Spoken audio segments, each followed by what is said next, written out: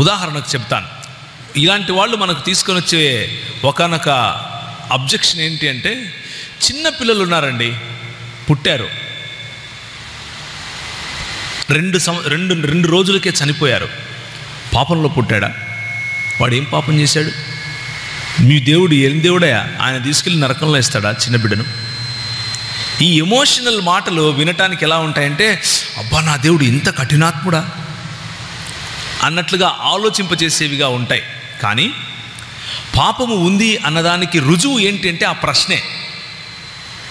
ఎలా చెప్పమంటారా?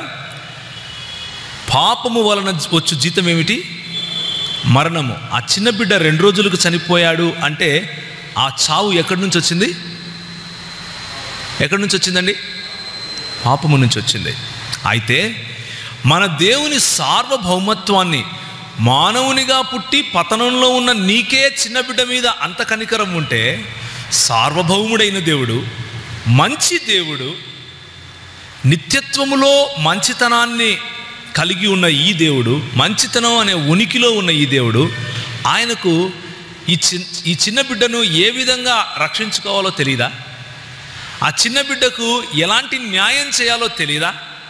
కాబట్టి న్యాయవంతుడైన మన దేవుని పైన ఆ భారం వదిలేస్తే మంచిది. మనం సొంతంగా మన చేతిలోకి తీసుకొని పాపం లేదు ఏమీ లేదు అని చెప్పుకొని మనల్ని మోసం చేసుకోవటం కంటే, మరణము ఉంది అన్న సత్యమే పాపము ఉంది అన్న సత్యాన్ని నిరూపిస్తూ ఉంది. ఎందుకు అంటే, ఒకవేళ పాపము వలన వచ్చు జీతం మరణం కాకపోతే, యేసు ప్రభువు మరణించటం, యేసు ప్రభువు తిరిగి లేయటము వ్యర్థం.